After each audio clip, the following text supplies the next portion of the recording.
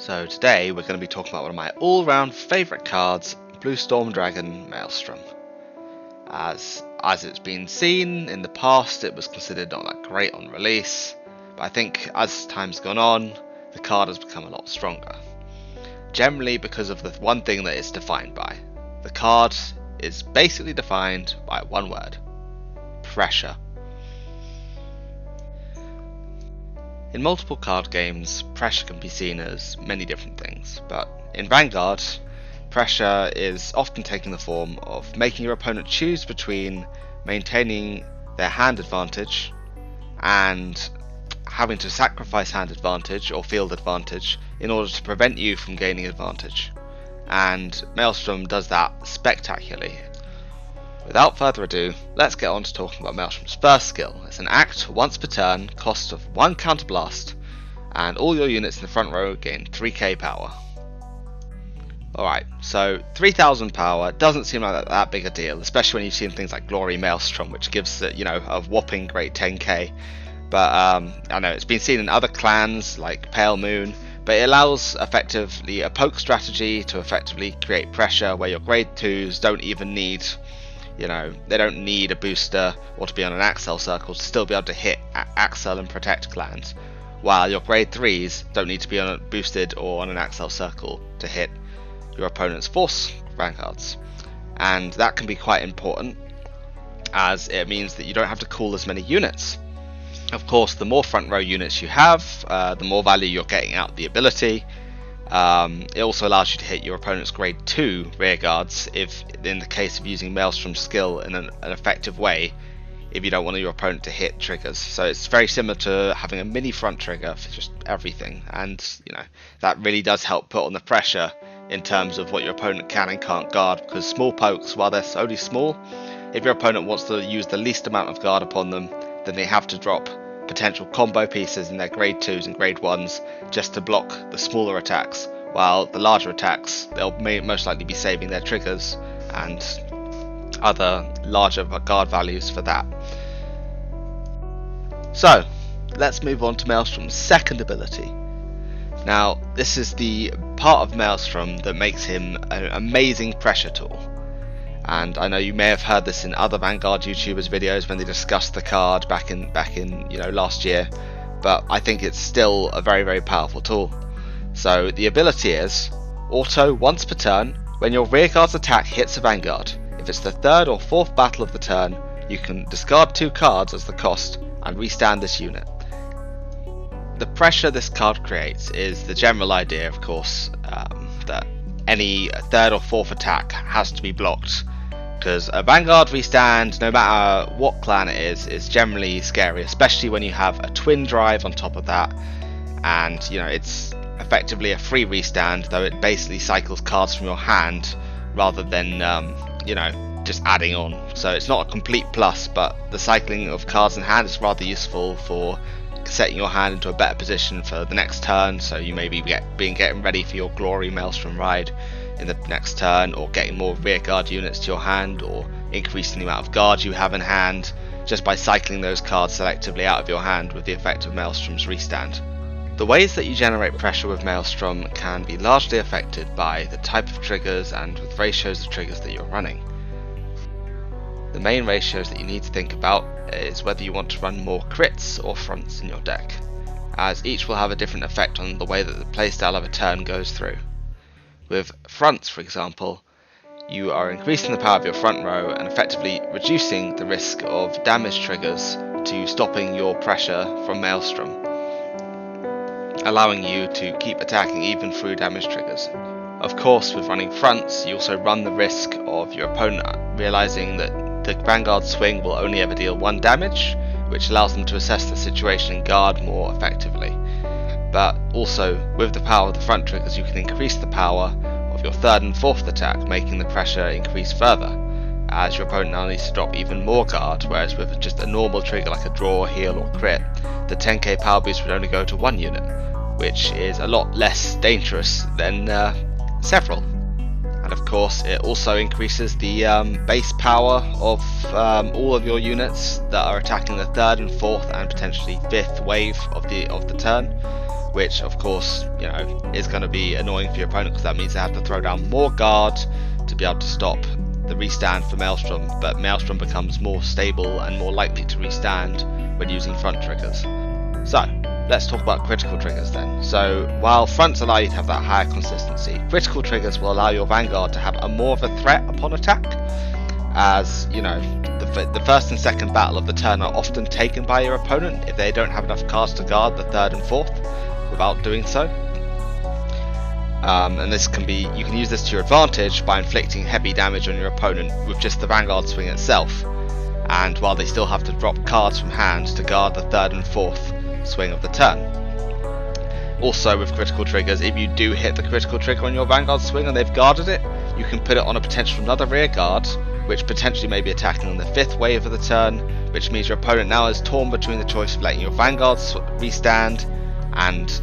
effectively guarding maybe a Rearguard that's going to attack multiple times like Tidal Assault, who's now got the critical power that won't be attacking the third or fourth wave, it'll only be attacking after that, which means your opponent now is pressured even more to make a decision on how they guard the turn, as they might be able to guard all of it if they're a clan that has a lot of plussing, but a lot of the time people won't be able to guard every single attack of a turn without losing a lot out of their hand and falling behind in their game state. The main thing with crits is that your Vanguard swing is more dangerous, and that is important because it can swing games. The number of games I've swung with Maelstrom and crits have changed the outcome of the game because they couldn't guard that second attack and guard the third and fourth, so they only chose to let the Vanguard attack hit. It has changed the games multiple times for me, where, you know, you've hit one trigger and that's taken them from 4 to 6 straight away, or put them in a situation where they have to guard everything else for the rest of the turn, putting them on 5 for example. Generally the risk does run that your opponent will be more likely to hit defensive triggers off this because they'll be taking more damage, but if damage was the intent rather than just winning the game outright, then effectively you've already achieved your goal if you're hitting them for crit damage. Of course, the extra running criticals also means that your Vanguard swing will be more dangerous in the restand as well, because now your opponent knows that there's a chance, or they don't know, and you can abuse that your Vanguard will swing and hit for more damage than just one, whereas with fronts, of course, while it's less damage, you're more stable. Alright, so moving along, let's talk about heal and draw triggers. Of course, I would recommend running 4 draw PGs as your only draw triggers, as generally now the clan has enough good strong rear guards that can add extra pluses to your hand that you don't need the draw triggers as much as you did in the past just to gain rear guards and units. So the obvious advantage of, you know, having a restanding Vanguard that doesn't lose drive is that you effectively have 4 drive checks for a turn instead of 2, even though you're discarding 2 cards from your hand, which means 4 chances to hit triggers. And you're likely to always have a chance of hitting your heals and your draw triggers. And of course, if you hit the draw, you've just plussed, and if you hit the heal, you can potentially swing a game state. And in general, each of them are quite nice to hit, though of course, if you're going on the offensive, you are wanting to hit your offensive triggers a bit more. But I do advise running these heals and draws as a pressure card. You're not always looking to end the game with Maelstrom. You're looking to put yourself in a position where you're strong and you're able to take control of the game state. So, moving along, as most Galaxy Brain people out there have probably already worked out and pointed out in the comments or somewhere, the potential of this restand ability scales with the strength of Aqua Force's rear guards, effectively becoming better the more powerful Aqua Force's rear guards become,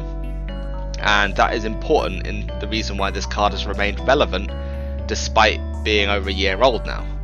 Cards like Coral Assault, which has recently been released in My Glorious Justice, well, not that recently, but you know, those rear guards, very, very powerful, allow you to hit them 3rd and 4th for bigger numbers, along with the addition of more powerful grade 1s such as Wheel Assault, or Wheelie Boy as we like to call them, or Stormrider Nicholas, who allow you to gain pluses early game and be able to create stronger boards early game, allowing you to rush more effectively, which was Aqua Force's bigger problem originally. when they first released in Champions of the Ages circuit is that they were stumped by one damage trigger, whereas now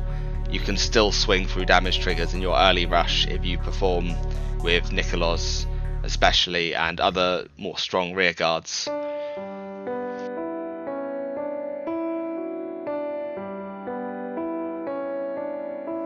So, one of my personal favourites is Riptide Dragon. It's a powerful card in terms of rearguard design, which effectively is fantastic for Maelstrom, as I said before, it scales with the power of your rearguards.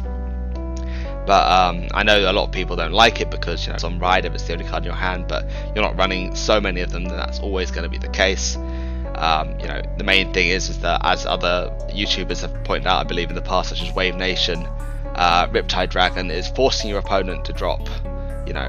2 cards at least, a heal and another card, or Perfect Guard and the card for the cost of the Perfect Guard, just to block the attack on the 4th battle, and that's 2 cards out of your opponent's hand just straight off the bat, unless they've hit damage triggers, of course, which might mean they have to drop less. But if your Riptide Dragon's on an Axel circle or is boosted, it can potentially mean they have to drop even more, and that pressure alone can often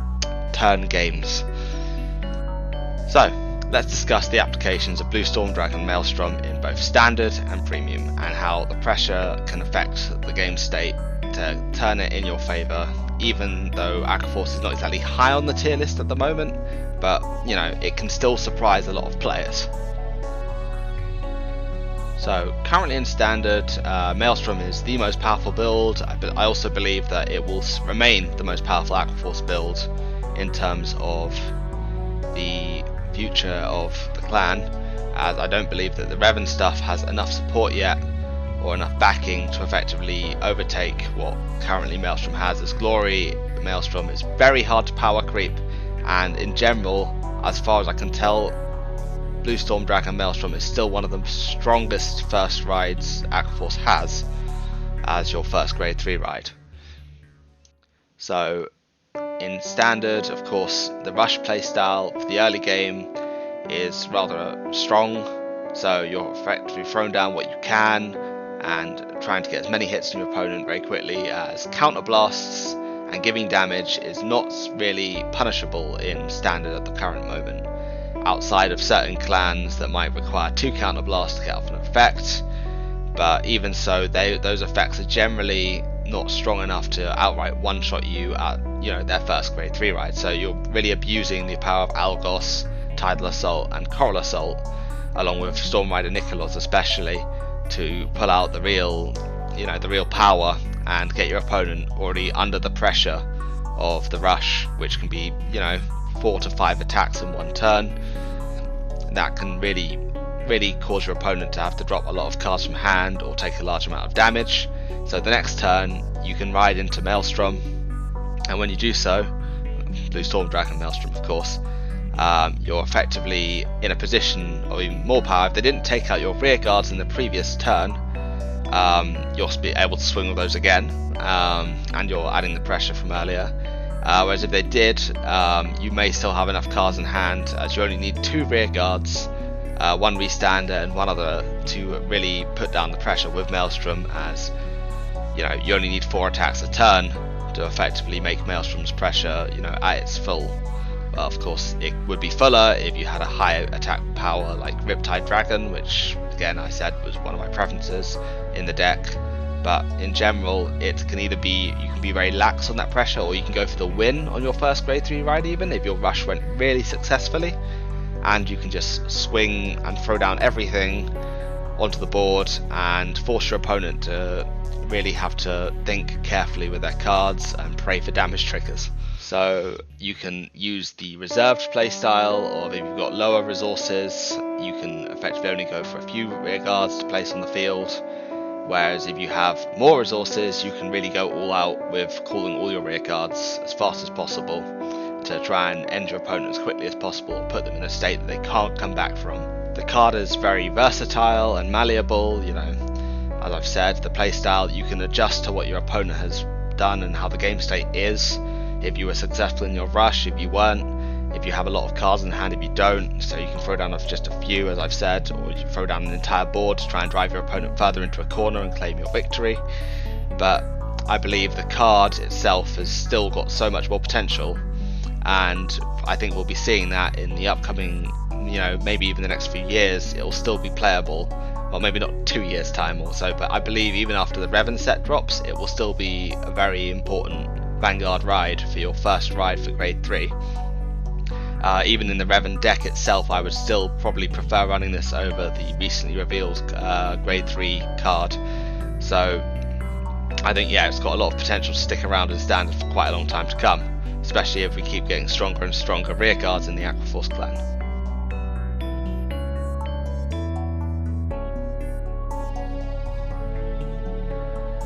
Moving along to Premium, this one's a lot harder to judge and sort of classify where Maelstrom currently is at, due to the number of different builds and variants for the clan itself, often favouring cards such as Diamantes because of his ability on Rearguard is quite useful, and he still provides an Axel Circle on Ride.